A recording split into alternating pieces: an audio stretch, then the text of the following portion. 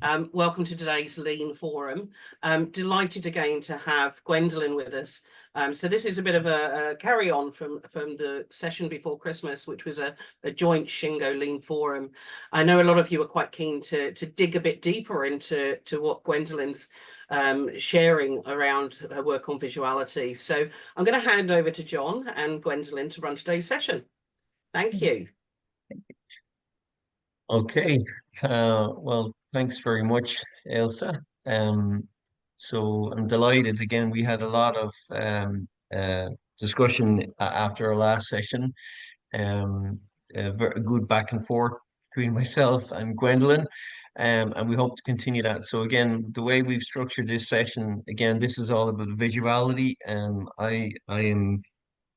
I think I said last time, like we talk a lot now in business about systems and philosophy and principles, and now I see a real need for us to think about visuality in our workplace and how that aligns to information, the systems we have, and basically how we run our businesses. So, Gwendolyn's going to talk to us for a few minutes, 20, 25 minutes or so.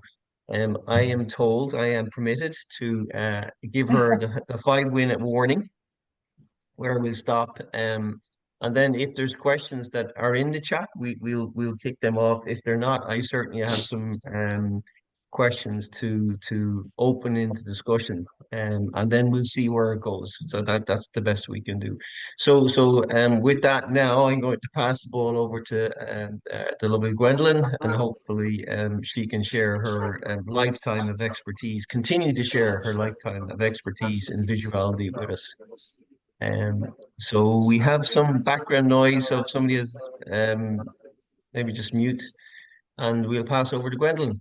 Thank you. Thank you very much. That might have been me. I am really delighted to be here, and my clumsiness continues because I can't seem to get the screen to show moi.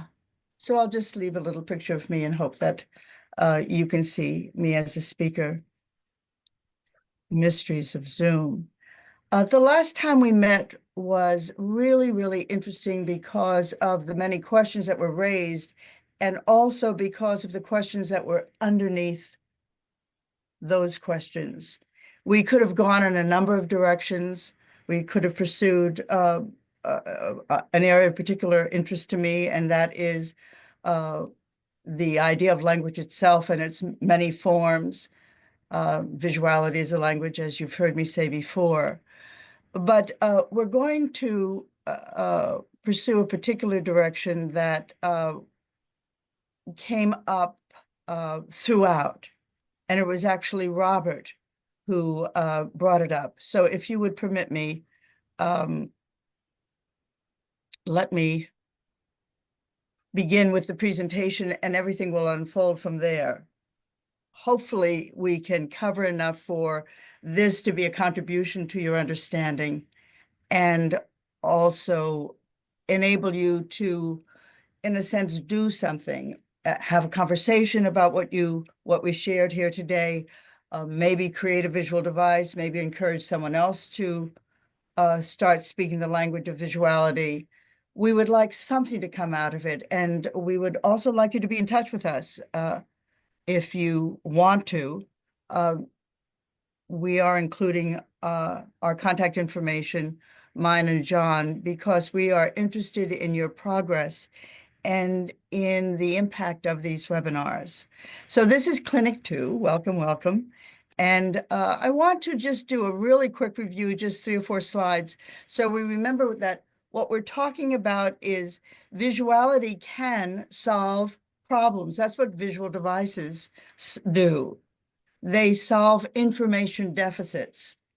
They install a language of visual devices into your work environment, be it an office, a hospital, manufacturing, doesn't matter. The world is a world of information, and so is your company. But we want you to look a little bit beyond the problems that face your company today. They seem like big problems, and they will and can be solved through visuality. I've been doing this for a very, very long time, many decades, and I've seen the power of visuality. I learn as I do. And I have to tell you, I'm impressed. It's a field that once you fall in love with it, keeps feeding your mind and your heart. But we want you to ask the question, are the problems themselves the biggest opportunity? And our position is the notion, the strategy of visuality itself is the opportunity and its transformational potential. So fundamental to our discussion is this idea, because it is so, that visuality is a system of thinking first. It actually creates critical thinking in the user, the way that we teach it, the way that we train it, the way that we've conceived it, the way that it has taught us that visuality is a way of the mind seeing and putting pattern together. The mind is a pattern-seeking mechanism. Thinking is its expression. And out of that comes concepts and language. After we get the thinking part, it becomes a system of doing, a system of creating visual solutions. And this is what those solutions look like. What we want you to see here is the details of your operational system, of your leadership system, of your OPEX function, whatever it is, as visual devices, helping us remember, helping us go further, helping us mark the spot, anchor an understanding, and then build on it. These are details. The details are the devices themselves. This is the language. Wonderful, isn't it? We have about 100,000 primary examples of visual devices in our database. We've been at this a really long time. And I use our friend Taiichi Ono as an echo for this, because he said this, and we really need to take it seriously, that ultimately what Toyota is a place where people can think. They don't come to work at Toyota, they come to think, said Ono, and that was at least 40 years ago that he said that, and it's only gotten better since. Someday we'll talk about what's going on in Toyota and their level of visuality, because it's quite a surprise. Hope we have a chance to talk about that at some point. This is the way that I organize the segmentation of the language, the different dialects, the different rooms in the house that speak their own language, the different departments. It's called the 10 Doorways. It is explained in this book, which is a very good kind of encyclopedia of the basics. And the doorways are the segmentation. The first 6 doorways have to do with the core methods. This first method is work that makes sense. It's for operators. And as soon as that opens, we begin to open the visual macro environment. We begin to open the OPEX function, maybe very primitive at first, but it matures as your need matures. And then we go on to visual standards, which is well taken care of with TWI. Now just make TWI visual, and you will have a very complete way of utilizing that methodology. It's a good one. Visual displays. Then we have the executive function, the metrics, the problem solving, because your leadership is in charge of selecting the problem solving and then driving it, and the leadership function itself, the visual pull systems, which Lean takes care of very, very well. And we also love our Poka-yoke, our visual guarantees. These are the 6 plus 9, doorway 9. That is fundamental to every conversion, every visual conversion. And you decide which one do you want more strength in, or which ones are absent. This is a very good assessment tool as well. Okay, and we take these 6, we apply it to a new venue. We apply it exclusively to the machine. We let the machine be the center of the rollout. We apply it to the office. We let the office speak. It's a visual Lean office. And we also connect multi-sites through this visual enterprise process. Very powerful. Sears did it for 600 sites. It's a long story and an interesting one. So today we're going to, I want to cover the question that Robert brought up about we'll get his question in just a moment, but I summarize it with the power empowerment transformation. What's going on there? It is a transformation of power, but the power of what? And what gets standardized?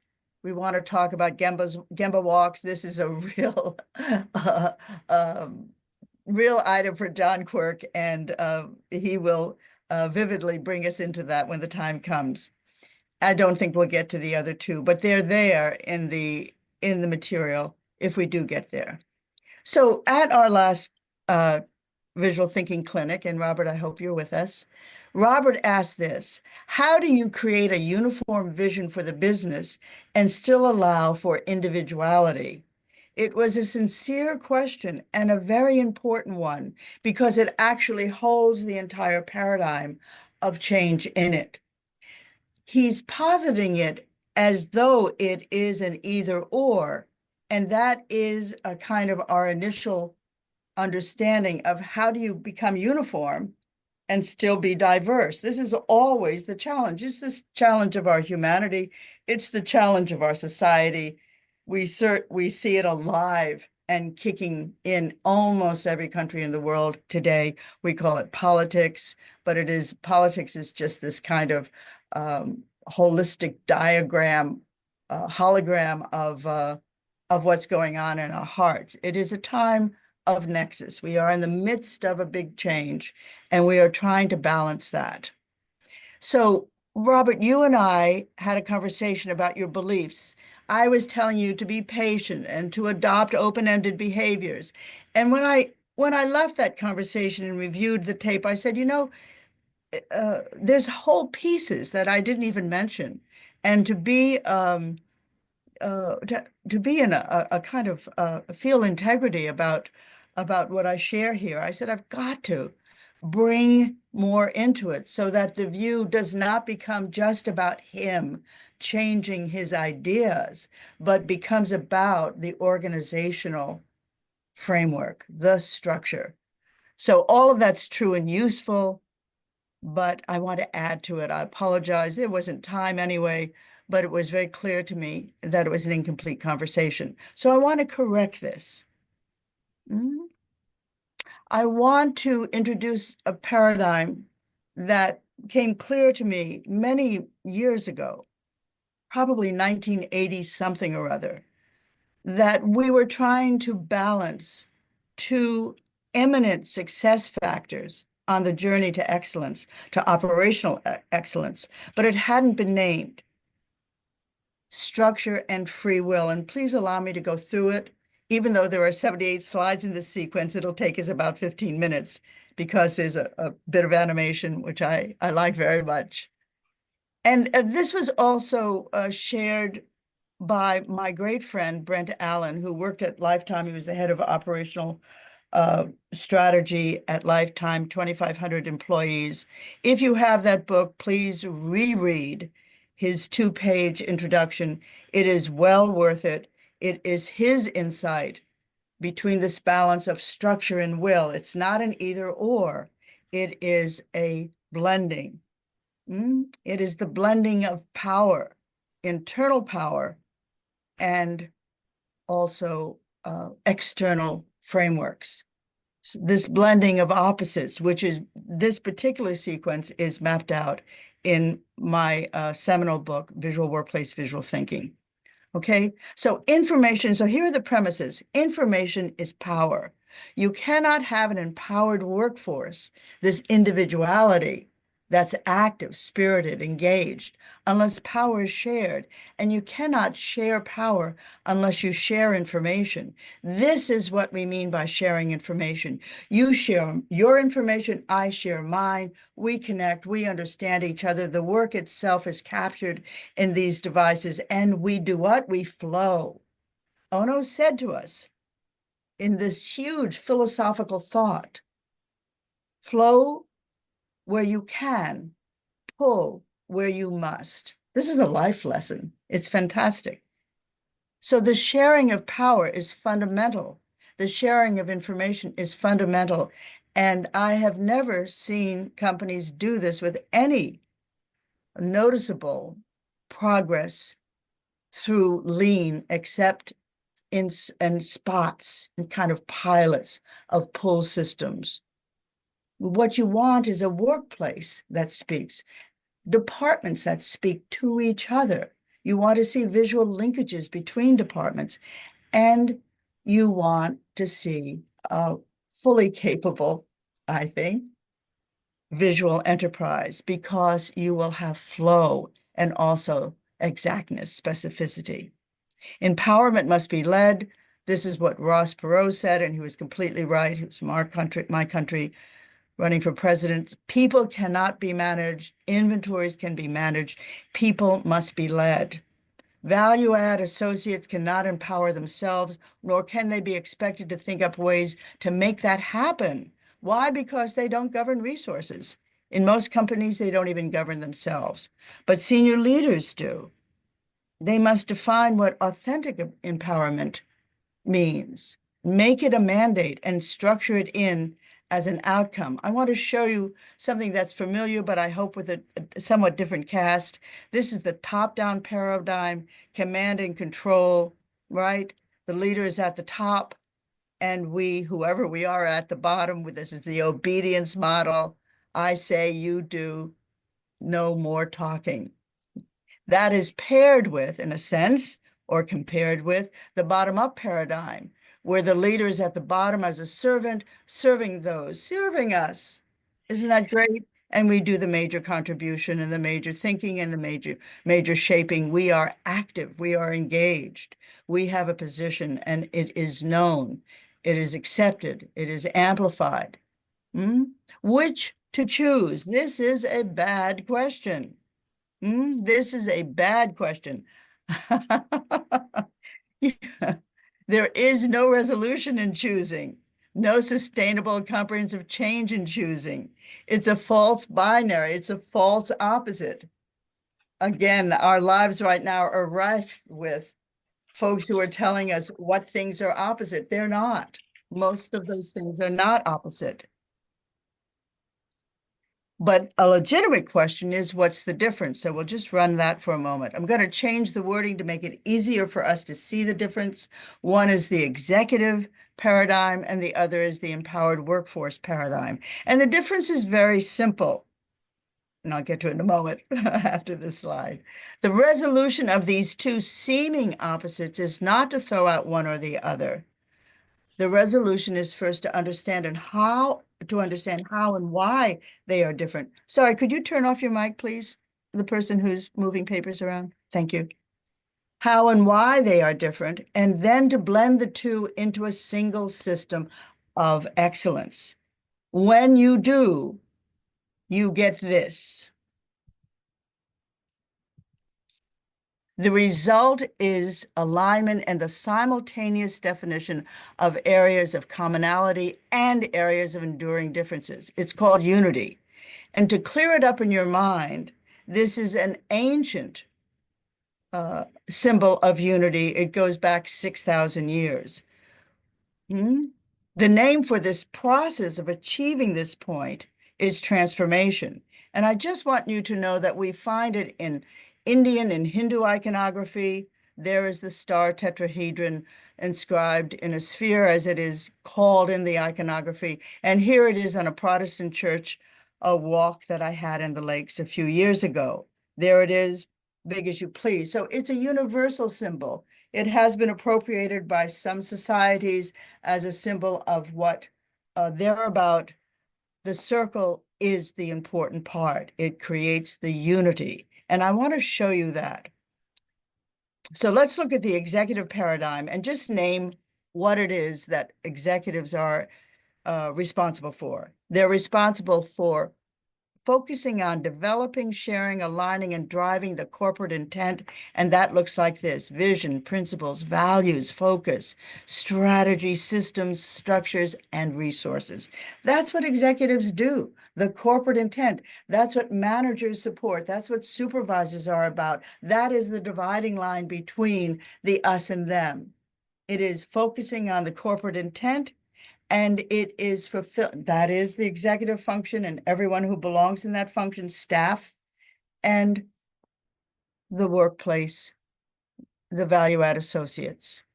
So leaders set the direction, assign resources, and hold steady to the course. That's one side of the so-called duality. And the empowerment in visuality, we have a very simple way of phrasing this, and improvement and value-add associates will call themselves, I'm an improvement specialist, I'm a visual thinker, I'm a scientist of my own process. This is where there's a great deal of the cultivation of thinking in the process of becoming visual. We are creating an army of visual thinkers, scientists of their own process, and the outcome. Oh, sorry, I included this last night. I wanted to just show you what Work That Makes Sense does. This is a very specific curriculum, if you will. It can last 8 months, it can last 6 months. It can't last 2 sessions. It is helping people, plan and do, plan and do, plan and do. This is the yellow book, and you can see there's a lot in there that you can use right now without doing a big transformation that operators love to learn. They love to learn about the 14 principles of smart placement, which will create safety and flow at the same time. But this is the output in a visual workplace. This is the visual transformation, the output of these devices that speak the language of visuality. Okay, so want to just do this little diagram, and then we'll move through the animation. So what we have in the center, in the cross, in the nexus, is common ground. And the other areas stay separate and equal. The simultaneous definitions of areas of commonality, common ground, and of enduring differences. So we have this balance point between individuality and uniformity, or agreement, the circle in the center. I'm sorry, the shape in the center, the hexagon, is agreement. This is common ground. Let me show you how we get there. Okay, through this transformation. Oh, I want to mention managers and supervisors. They're caught in the middle, right? They're the translation point for either pyramid. These great souls, these sturdy lieutenants and hardworking supervisors and managers. God bless them. They have to be in the middle of all of this until things get smooth. Let's look at the smoothness. Okay, here is the animated, the transformational timeline. What we're doing is liberating information, and when we liberate information, we liberate the human will. The liberation of information is the liberation of the human will. So we ask ourselves, if this is your top-down paradigm, where is the power of the bottom-up paradigm?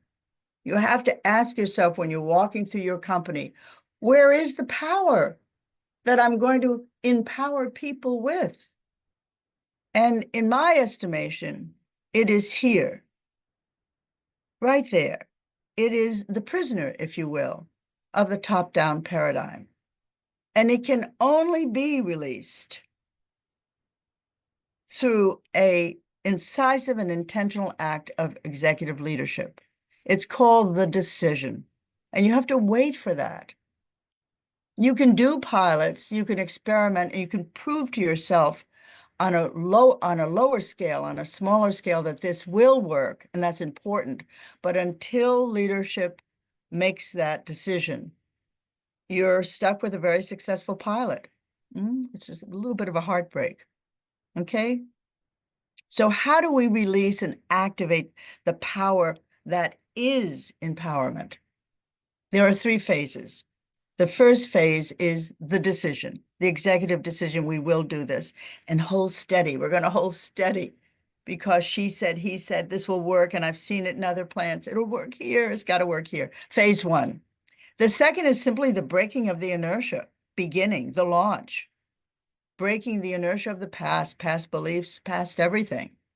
And the third is separating and inverting the bottom up pyramid. The top down will change, but the bottom up, you see, is the work. And you see the emergence of the unity circle as this work. This is you implementing. This is the way an implementation is. This can take 18 months. It can take 3 years. It should happen within 3 years in its fullness. It usually does.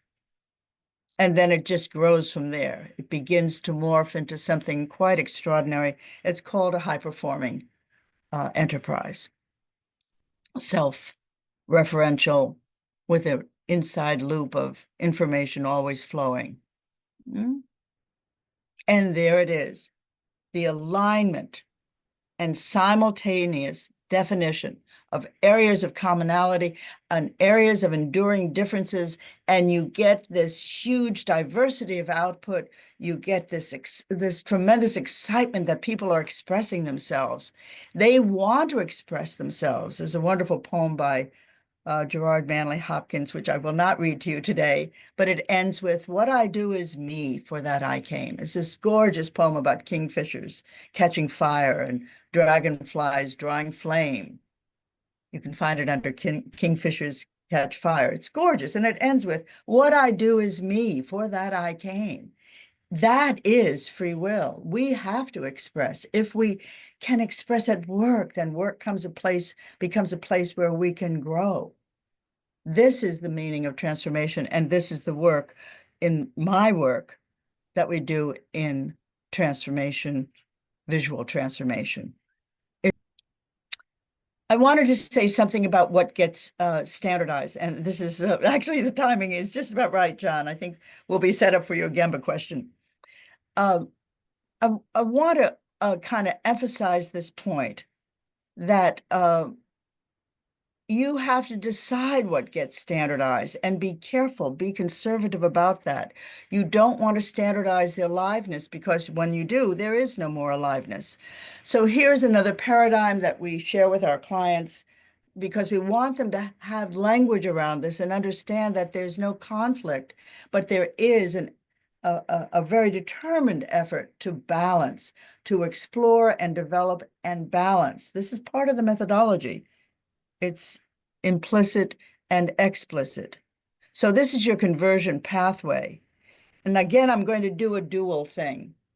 This separation, one of the ways that we teach critical thinking, and you can try this out. We say, if there's one, make it two. If there's two, make it one. Find out what's in common. If there's one, make it two. Find out what are the differences, the telling differences between operational excellence. How do you divide that? So here's one way of doing it. Methodology, the operational outcomes, and inventiveness, the cultural impact, okay? So if we look at the methodology, you choose a methodology, a systematic application, a standard operating procedure, a step-by-step method, proven protocol, the recipe, and you learn it. And the width of the learning curve, which you see in white before you, as you see, begins very wide from the center conversion line and begins to hug more tightly as you move along the timeline, because you're learning.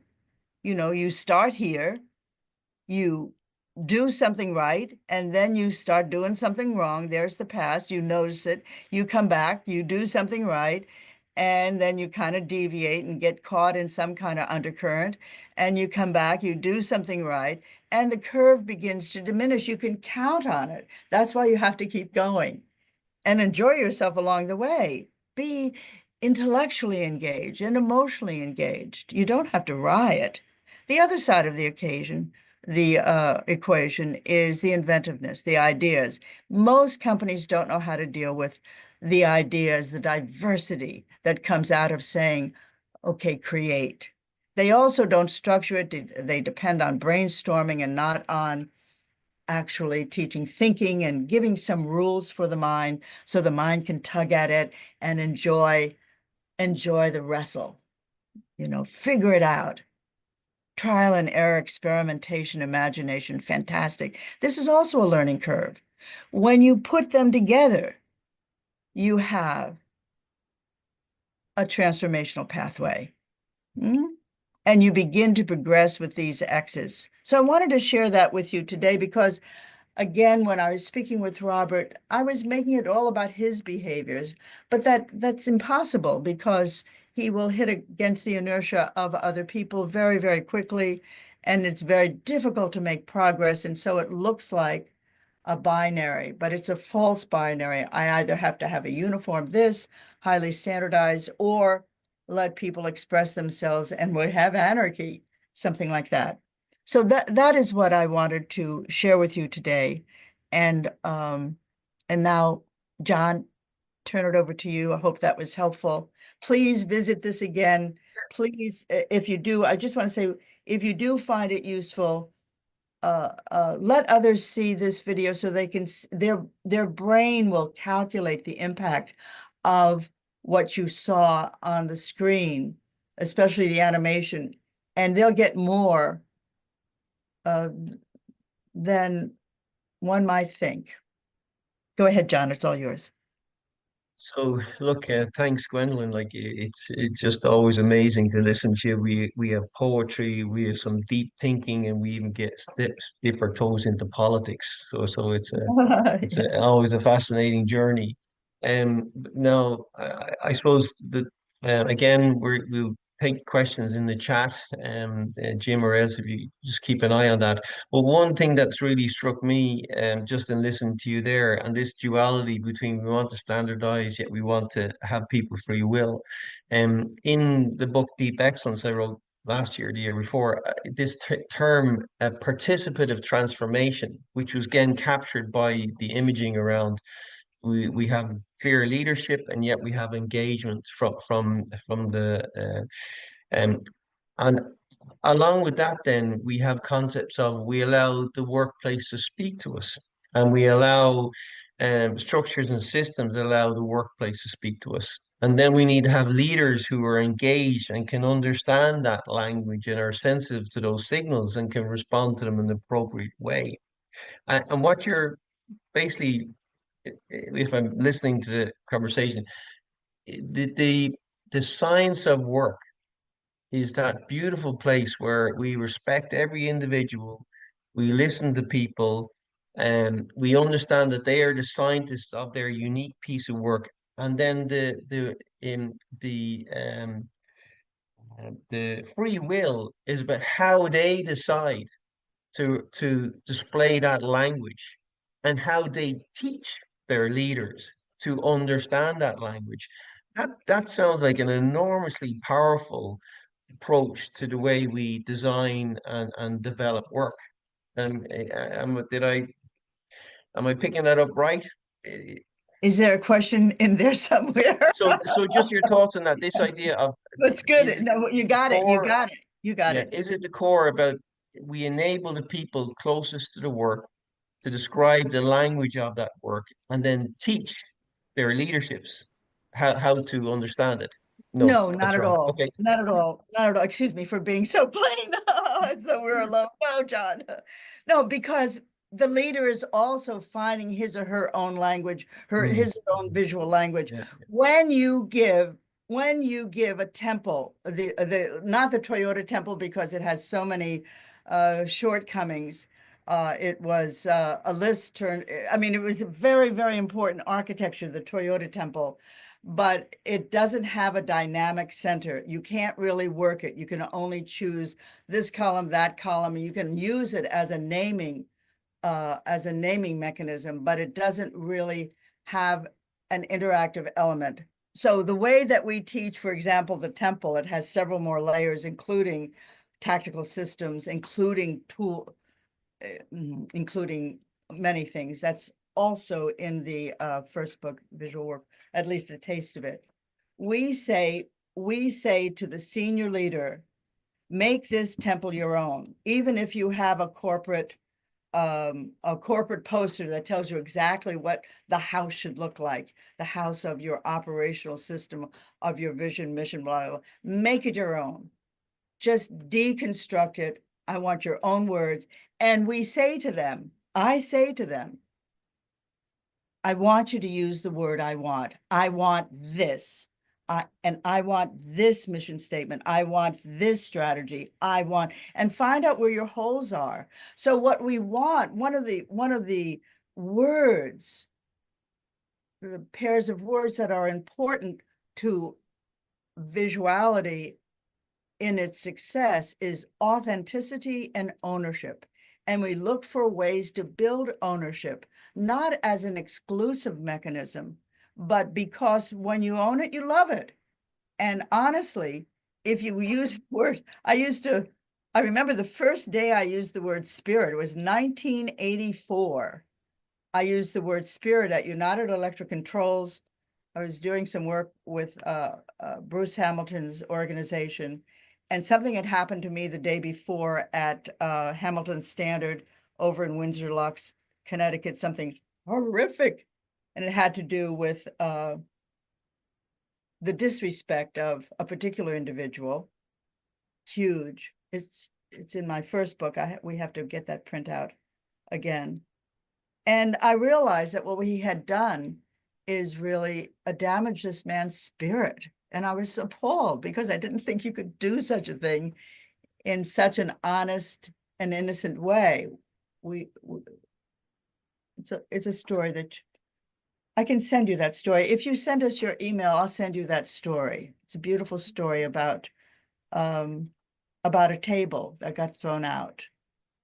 And this man was just enraged because his table with all his speeds and feeds was thrown out. And so that authenticity and ownership I want, and we want that is the I and I driven, which is a hallmark of my work, is because I couldn't make anybody pay attention to me, a woman who taught Latin. And I realized that I had to turn it over to the power in the room, and the power was the operator, or the power was the executive. That's the thing, John. So that authenticity and that ownership has to belong to the senior manager as well. There's no part of her job is servant leadership, but first she takes care of herself. She puts on that oxygen mask first. And I want to say something else that's very interesting. The translation of the Japanese in our language is respect every individual, but the Japanese actually says respect humanity. It really widens it and says, we are in this rowboat together. This is not anarchy. We have to balance the point where it's my humanity and your humanity, even though I think you're really weird. So those are really two important things. Go ahead, John. We have a question there from Jacobian. I hope I pronounced that correctly. Yes, Um, Jacobin. Yes. Jacobin. So again, an example of a company that you think did this really, really well. And again, I think we've answered the free will piece, maybe, but maybe just frame it again there, Jacobian. Well, I know that hi, Gwendolyn, it's so nice to see you again. And I love what you're bringing to this world. So thank you for that. You mentioned a lot about free will. And I know this is one of those terms that is really profound and sometimes needs a little bit more definition and a little bit more context, because we might skip the beat of what's really important in us free will. And I'm a big fan of the word, even though I get confused sometimes. But what is it, and how to connect with it, and how to express it in a more collective way, in a company way, for example? Yeah. So how to stay true to that free will together. And is. Oh, there it is. There it is. Yeah, so free will has to, if you think about free will, and thank you for your great question. I have never been asked this before, so I don't know if my words will really hit the spot. But as I think about it, free will is a resource. It is a source. And I don't want to get too woo-woo on you because I'll lose some of you, but it is a source in each of us. And that source is pretty much identical. There's not a whole lot of differentiation in it. It's sort of like 2 eyes, a nose, and a mouth, 2 ears. It sort of comes with the human. That's the way we're constructed. It's like, you could even think of it as a temple, a little altar inside of you. It's a place that is you, and it needs to be respected. And there is nothing as distorted as when the will is kept imprisoned. And when I was talking about the pyramids, we don't do this on purpose. We didn't, senior management doesn't imprison somebody's will, but the structure is so dominant that unless you make room for it, it can't find a way to be there, to be recognized, to be validated, if you will. I think we've gone to the extreme exploring that. I don't like some of the directions personally, some of the direction that freeness is giving us. But in the workplace, there needs to be this balance point of the letting people feel their own power. And, you know, I just am embarrassed by the language is not clear enough for you to understand. I'm not talking about anarchy or people having their way with the company. I'm talking about using that resource as a resource. When we say people are our most important resource, what is it they bring? They bring that. They will align with your will. If what you want is close enough to what they want, they will enroll. They will enroll, but it is their decision to get behind it if they hear the resonance. So I hope that gives you some sense of it, but it is not a collective. We are individuals, and it doesn't have to be everyone. A lot of people want to hang back. A lot of people don't want to take the chance, but they will when they're ready. You let the adults be the adults. If there are grumblers in our midst, we don't mess with them. We don't ask them to change. We don't tell them what's correct. We don't try to standardize their behavior. Just don't hurt anyone. Don't hurt anything. And if you want to stay grumpy, be grumpy, do excellent work.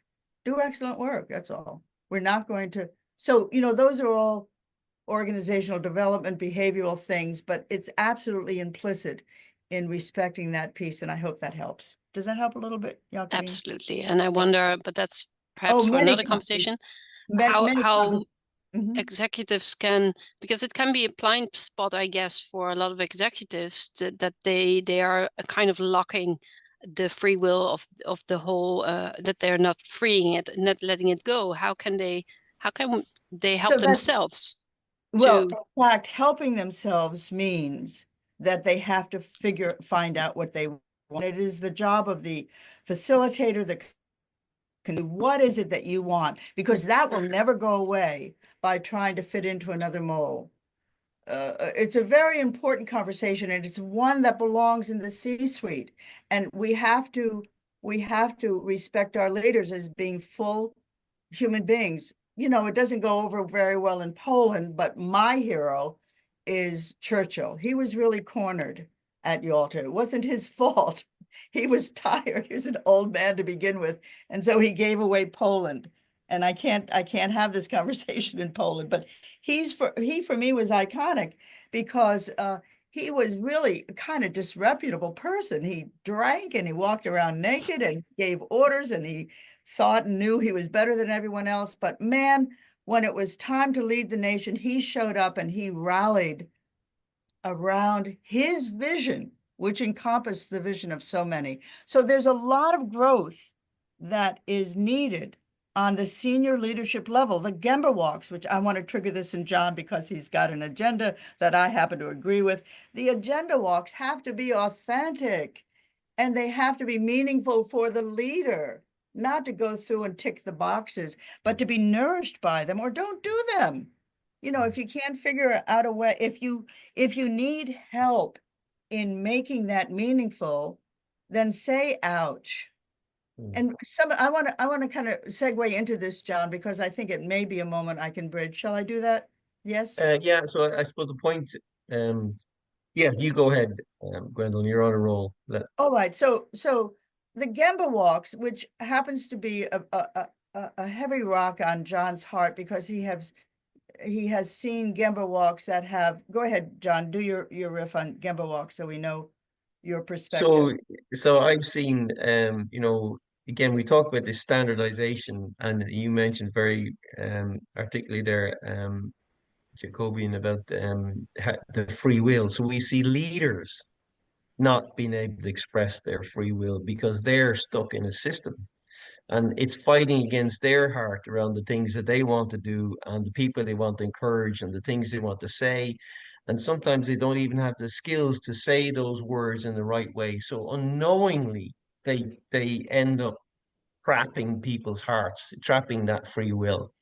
Um, and I think that that's something that, you know, as weighing heavy on my heart is probably a bit too much of it. But You're it Irish. does trouble me that I see leaders robotically go about their walks, their morning walks, their tier meetings, and like you're going to do that for the next 5, 10 years. So what are you trying to do in that space? What's the purpose? Are you ticking a box? Or you just want to show up at the meetings and say you're being there? What are you trying to do? And it has to be in this space around, I want to enable the free will and thinking of that team so they can be brilliant. So I can play my I role would as say that I want to start underplaying the idea of free will and put it in another context, one that will rally the people you are visiting on the Gemba walk. I want the best. I want to see this happen excellently. What is it you need? What does excellence mean to you? That will talk to the free will, because the free will, and we can diagram this for you, but the fact that the mind is a pattern-seeking mechanism, and I'm talking about not the physical brain, but the mind, which is our field, that the mind is a pattern-seeking mechanism, we will automatically our brain, 50% of the involuntary part of our brain, will seek visual information and turn it into meaning. That's what it does automatically. If we're not sighted, then the other senses will take over. But it's a tremendous resource for a company, because what happens in the pattern-seeking mechanism, and I'm going to just write a note to myself so I don't go too far off the deep end here, but this is what we do. We do this over the months of a transformation, and people get it, is that their thinking is on one, they recognize a pattern and they solve that pattern or respond to that pattern with a new pattern. They understand. That's why we put borders on the floor. We put borders on the floor not to put a line and a label, but to surface the pattern of work. Once I see the pattern of work, I begin to understand my flow, and I begin to understand that certain functional elements of that pattern are in the wrong place. And I change the flow and I create a new pattern. And our brain will continually, once we get stabilized in one pattern, seek the next level of pattern. It's called invention. It's a gift that we've been given, and we can exercise it if we have enough breathing room. So I want to say about a little bit about Gemba walks. I believe that you can revolutionize your Gemba walk by introducing, yes, by giving people something, by giving the leaders, the walkers, something they can contribute instead of not just their questions. One of the things I love that we do, and I'll give you an example that was so striking to me, is I said, this was at Crown in Mexico. There were 3 plants and then 5. And we had a pilot plant, which was very, had 47%. I shouldn't have used the company name, so sorry. 47% on-time delivery. And when we left, it was 99.9. And the plant manager says, if we get to 100, I'll shave my head. And he really liked his hair. And you know what happened? COVID came along. So we were so close. But give principles. Let principles be part of what happens in a Gemba walk. And let the Gemba folks do a little bit of teaching, a little bit of sharing their authentic self. Pick a principle that you like, and you got to go beyond the 10 principles. Our list, I think, has 184 principles, might be 84 principles. And they divide into quality principles and process principles and people principles and improvement principles. Choose a principle you like and talk about it for the next month. Or let the principles be part of your OPEX function so that people, I remember this huddle, we used to have a certain set of, the supervisor would put a certain set of principles in a little holder during a huddle, maybe 10 or 12 of them. And whoever was the operators ran the huddles. The operator would just reach in, or the operator, if they wanted to, would pick the one they wanted and would explain the principle. It took about a minute and a half, 90 seconds. And that was his contribution. And that was something that he thought about. We did the same thing with supervisors when they had their meeting around the visual scheduling. It's kind of like an Obeya, but it's your production schedule. It's alive. It has causality on it. It has a wonderful discrete pieces, and it is part of the I-driven aspect for supervisors. And this gentleman, Jorge, when I met him, he always trembled. When I shook his hand, he was trembling. When I put my hand on his shoulder, he was trembling. He always had a tremble. And I thought, I wonder what that is. And he always wanted to learn more, Jorge did. And he wanted to be on this committee where we revised the whole tier thing and made it visual and made it really juicy. We kind of broke the mold on that one. We can do that story another time, but you know, it was a revolution, small ignition there. And we set up a master board for the schedule, and then supervisors, he was a business unit leader. He would have his own business unit visual scheduling board, which was very dynamic. It changed every shift. And I said, four okay, minutes, Gwendolyn. Sorry. I know. I'm sorry. I'm drifting into my story in my head. I'm so sorry. I lived there. Okay. And I said, okay, business unit leaders, you have to begin with a story, an anecdote, a principle. You have to begin with something of yourself. And you got 3 minutes at the most.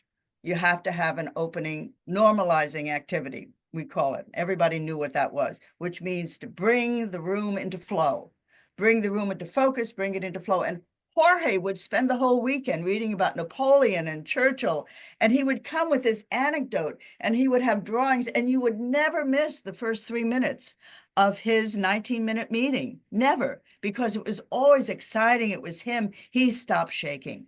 And I realized this resource inside of him had no way to get out. And when it got out, it flowed. And he just soared like a rocket ship. And you could see that he was enjoying himself. He was a rock star. Before he was invisible, he didn't want to be a rock star. He was just connecting. So that's what it's like. And that's what you look for.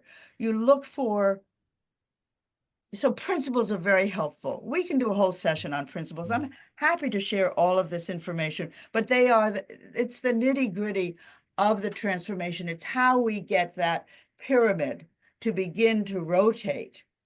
And honestly, I hope that consultants listen to this and incorporate many of the things that I use, because they've been real solutions for me.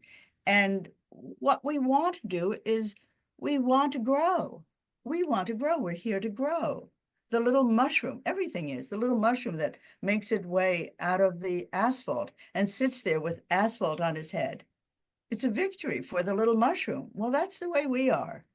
And that's the way leaders are. Leaders have to find a growth path that's meaningful for them, and don't homogenize it into, you have to do this first. Give a selection. You can do 5 things. I want to see 5 of them. Choose the one you like. Choose your worst one, choose your best one. We have to just No, frame it now.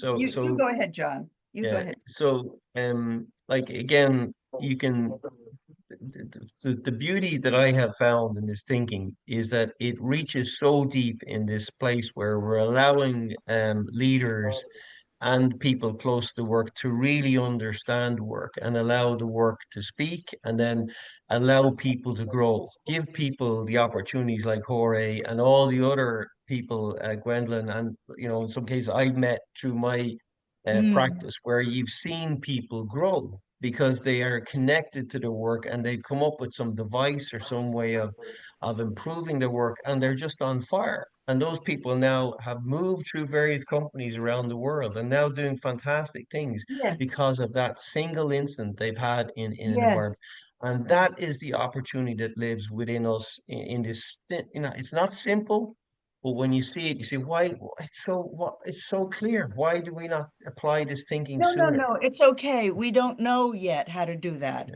We yeah. don't know. I had the privilege of working solo for so many decades, and I have a researcher's mind. This is a gift that God has given me. I'm so grateful. I see things and I seek to understand. So I see and I say, what the heck is that? And this is important, ladies and gentlemen, you put a name to it. It can be your own name.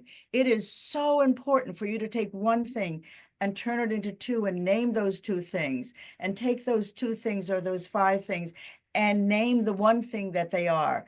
And as you begin to do this flipping, and we teach this, the operators and the CEOs will be able to flip. They'll be able to come up with 5 different ways because they'll differentiate, but they also have the ability to unify. And the thread between it all is authenticity. I suck at this. I'm great at this. Whatever it is, we agree with you. You name it, we're going to agree with you. Now show me, and show me excellence. You see, so it's the naming, it's the structure, it's the flow of the will, of the resource. That's what your transformations are like. It is not cookie cutter. You need the structure, but you don't need to Feel the control flame. everything. You do not need to control everything. Let me put that sentence out there. Okay, so I need to call it there. And look, it's been fabulous. And again, thanks you so much for the questions. And please keep in touch. This forum has become a very lively session. And Elsa has put some upcoming forums in the chat. We've Ken Schneider, we've Mark and Michael Bramer, how to do a Gemba walk. So there's very interesting. And again, Gwendolyn and myself are still here if you want to follow up with any conversations that you've had. And my I want to sincere say, thanks.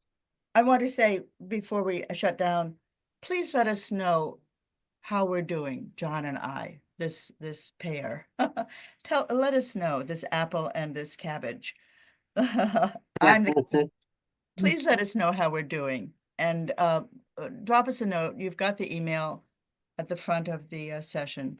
We want Thanks, Gwendolyn.